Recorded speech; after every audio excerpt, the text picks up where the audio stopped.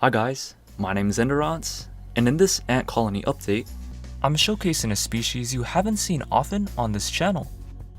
They are the highly distinctive and reserved Carpenter ants.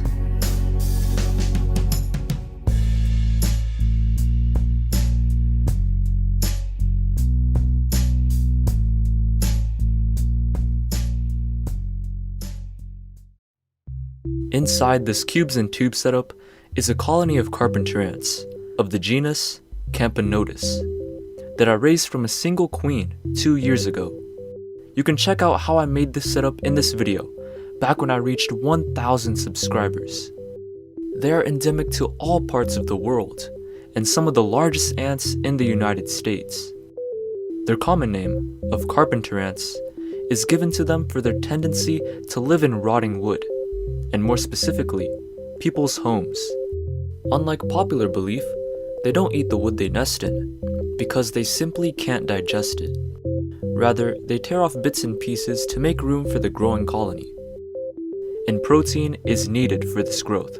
Unlike the adult ants who drink sugar, larvae eat protein with their small mouth parts. Ants go through 4 stages in life, beginning as an egg, hatching into a larva with working mouth parts to chew, then turning into a pupae where they form their exoskeleton, and in some species, spin a cocoon out of silk. Once those stages have been passed, they take their final form, an adult worker ant. And thus, I gathered a couple green aphids from my backyard, a well-established agricultural pest that feeds off plant sap, ultimately killing it in the process. Their soft and tender bodies make it easy for the growing young to digest. The workers eagerly pick them up, resembling much like a dog carrying a bone.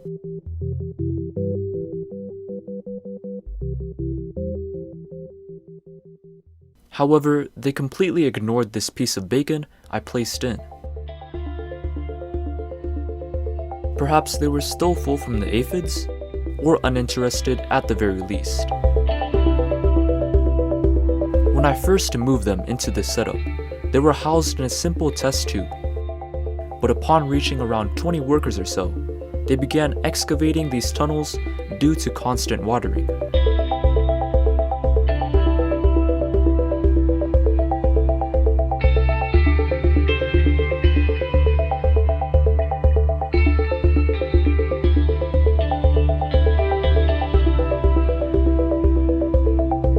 At the corner of the setup is where they set up shop. Positioned behind them is one of the 2 large rocks I added in when creating this setup. I made sure to place it deep in the substrate so as to reduce any risk of it falling over.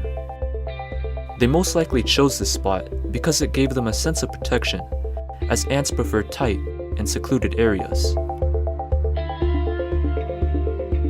In terms of viewing, the brood and queen are now in much clearer detail. See that huge larva right there? That will be their first major.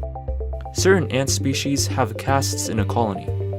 There's of course the queen who lays eggs, then the workers that forage for food and care for the queen. However, there is also a soldier caste that have big heads filled with muscle.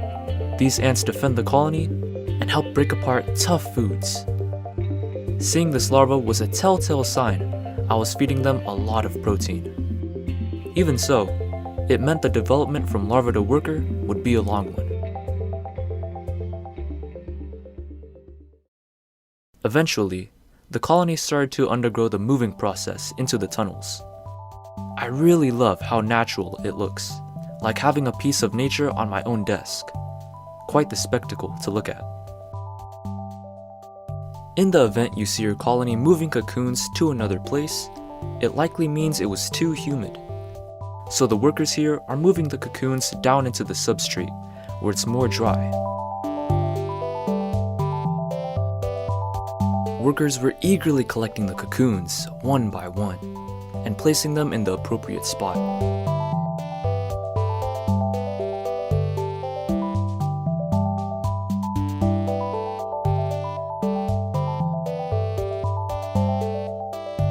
The area where the cocoons reside will most likely be temporary, as they've been moving around quite a bit.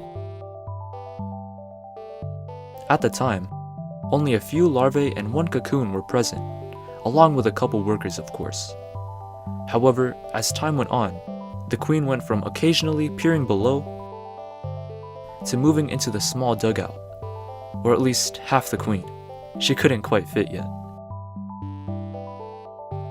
She decided to stay up above along with a couple of her workers. I also noticed another tunnel branching off to the left. What I'm hoping will happen is they'll create more chambers there. With a couple of brood now nesting in the tunnels, the larvae can utilize the substrate. Notice all this sand on this larva? This helps it to form its silken cocoon, and from what I've gathered, it also protects it from diseases and sprays from formic acid. Over the next 2 weeks, the queen was able to fit herself into the tunnel.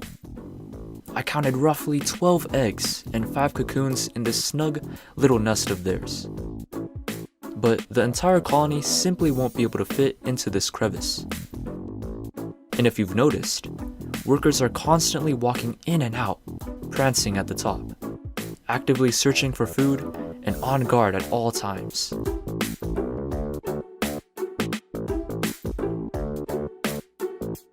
And so, in an attempt to promote more digging, I watered the substrate. Replicating a rain shower in the setup resulted in moving brood, but not as much excavating as I had hoped. On the other hand, the queen moved out to get some shade near an overcast bark piece. Check out those menacing mandibles. Watering the outworlds of your colony's nests can change the game up quite a bit. Ants are known for their tunnels and uplifting soil, overall helping with the dispersion of seeds. With no signs of digging, I decided to place new test tubes, smaller than the previous. Despite the change in size, it will allow the ants to feel safer, and soon, they will relocate here. Although I miss seeing them from a more naturalistic view, this will provide them their necessary needs. And just as predicted, they moved straight in and were right up against the side, perfect for viewing. Here you can see all the eggs and soon-to-be workers. They'll probably have the brood into both test tubes so as to make more room. But so far, it's looking really nice.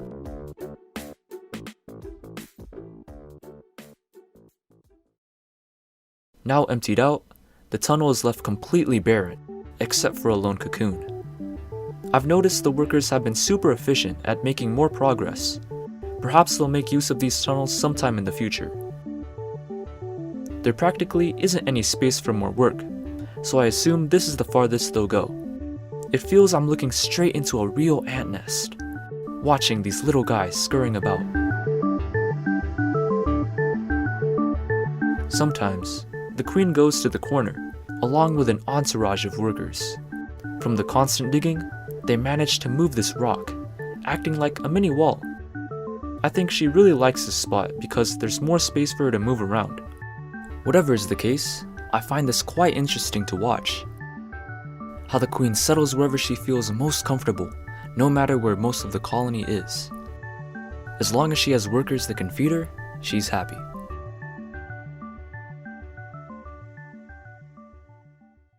In Australia, ants in the genus Carpenter are commonly known as sugar ants for their love of sugar. And boy, do they live up to that name. Instead of honey, I've been giving them Hawaiian punch, a type of soda. The red liquid shines through their semi-translucent abdomens, and as you can tell, gives them a bright reddish color.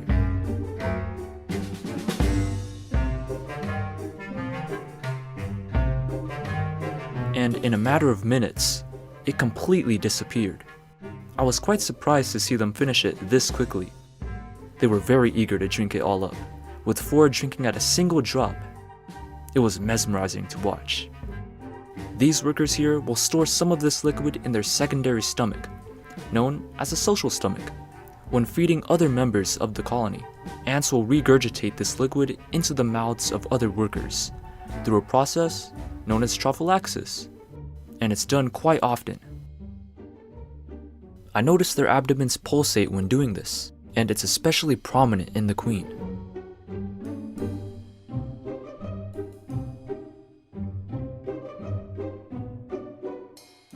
All of this activity reached the queen, and sometimes she would peek out of her test tube. Then she would take a quick stroll around the outworld before returning back. Kinda like getting her daily exercise, if you put it that way.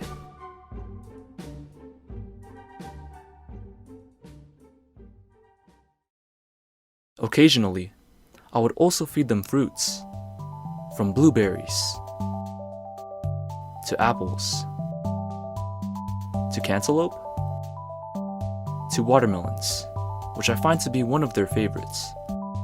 However, the only color that shows up in their abdomens is the watermelon, popping out with a bright red color. It's one of the most watery fruits, with the workers efficiently lapping it up. And shortly after, it was visited by the queen herself. It seemed like she was checking in on them, making sure no one was slacking off. On the other hand, it was nowhere near the level of M&Ms. They were all over this candy. I wasn't expecting them to be this sugar happy, so I'll need to feed them more of it in the future. There were roughly 8 workers constantly around it, with slightly brown abdomens. I plan to give them more candies, and from there, see which one suits their preference. But for now, it looks like nothing will top these M&Ms.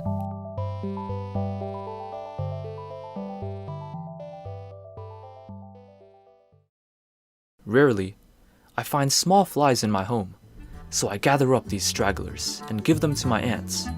Flies are a good source of protein, and having a fruit fly culture at your disposal can last you many months. But it's important to freeze or boil them, because they can potentially have mites or parasites. Personally, I always freeze them. I feel that it's a quicker and less painful way of ending a bug's life. Plus, it doesn't take as much time if you were to boil them. All you do is pop them in the freezer for about 30 minutes to an hour, and you're good to go. It's best to wait a couple minutes before giving it to your ants, however. More on that later. It took them about a day to finish, and when they were done, they left it at their old chamber entrance. I rarely feed them foods this large, so this should last them for the week. And that held true because 2 days later, I attempted to feed them a moth. They didn't show it the same amount of attention. Back when the colony only had a few workers, I never saw them forage. They usually huddled around their corner so as to conserve energy. And this makes sense. If they were to lose even a single worker from foraging, it would be a huge loss to the colony. Now, with more of them, they walk around all the time, and after finding a meal, they run around investigating the rest of their setup. It makes me happy to see them like this, like a proud parent raising their children.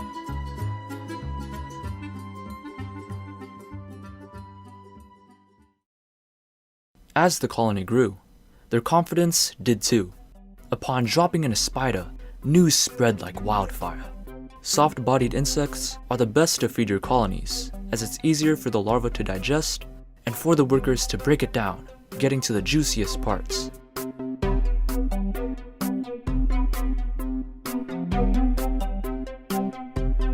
What makes carpenter ants exciting to watch is not only their size, but also strength. In comparison to my other colonies, several workers are required to move a moth of this size. But in my carpenter ant colonies, they can be carried by a single worker.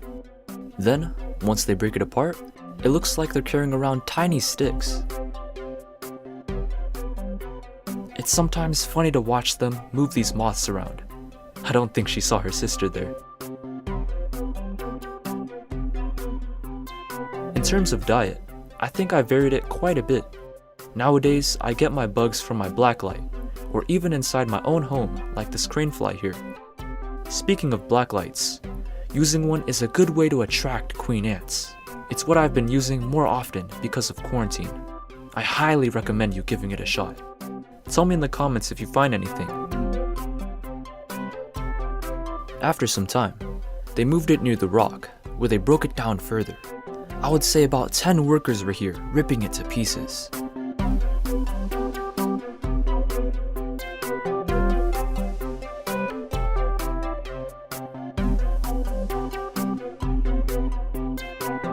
Soon after, they reduced it to a small stub, showing just how efficient they are at tearing apart foods. And the same fate was met with the silverfish and spider, instantly met with aggression, a spray of formic acid, and countless number of bites. Then, it's dragged into the tube, where the workers will tear it apart, limb from limb.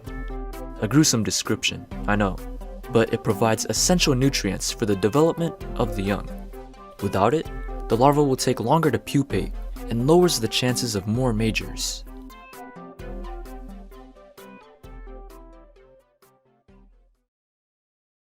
There even came a day where I struck gold and found this huge inchworm in my backyard. Probably a moth larva or a caterpillar, I'm not quite sure. And so, as I usually do, I put it in the freezer. After a couple minutes, I took it out and, unknowingly, it was slowly waking up. But unfortunately, I realized too late as it started to go ballistic. The strength of it was so much that it moved the test tube with a single motion. I had to take it out before it caused any injuries.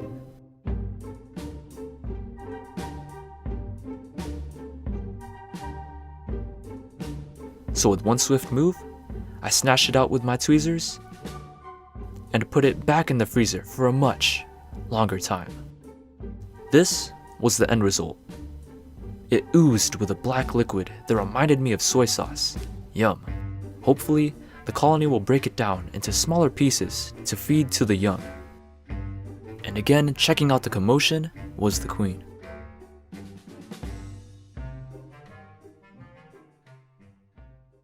Perhaps the most peculiar thing I've noticed with this colony is this right here. They seem to be scraping the major larva with their mandibles. At first, I thought they were trying to eat it, but I didn't see any open wounds. I wasn't quite sure why they would be doing this. Could it be they were hungry? I asked my followers on Instagram for their input, and the responses I received said they were stressing it out. The reason being, because it was growing too quickly. I mean, you can't deny that. This is one fat larva, easily the biggest one I've ever seen. I have a really good feeling it will turn into a super major. What do you guys think? Whatever the case was, 3 days later, I saw the larva again, less plump than before. And after about a month, it was born, the first super major, measuring in at around 6 to 7 millimeters in length. Just like the name suggests, super majors are larger major ants, dealing with ripping apart tough insects and defending the colony. But I don't think she'll be walking out of the test tube anytime soon and foraging like these workers here. Although she is much larger than an average worker, she still needs time to harden her exoskeleton.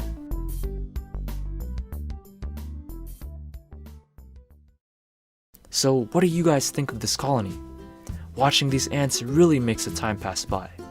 Even though they grow slowly, the wait is all worth it. Just like the making of this video. I started recording in late March, documenting this colony when they first moved in. To almost 50 workers strong. It sure was fun watching them all this time. Now, onto the regular giveaway, where you guys get nothing because I'm not actually running one. All jokes aside, if you made it to the end of the video, I'm truly grateful for you watching through this entire thing. This video has been in the making for about 5 months, and if you're interested in the behind the scenes, the entire scripts and notes for the making of this video, or you just want to help support the channel, you can do so by checking out my Patreon. And if you want to chat with fellow ant keepers, share photos of your ant colonies, and promote your ant keeping related videos, join my Discord server. With everything said and done, my name is Enderance, another fellow ant YouTuber. Thanks for watching, and I hope you enjoyed. Whew, time to disappear for 2 months again.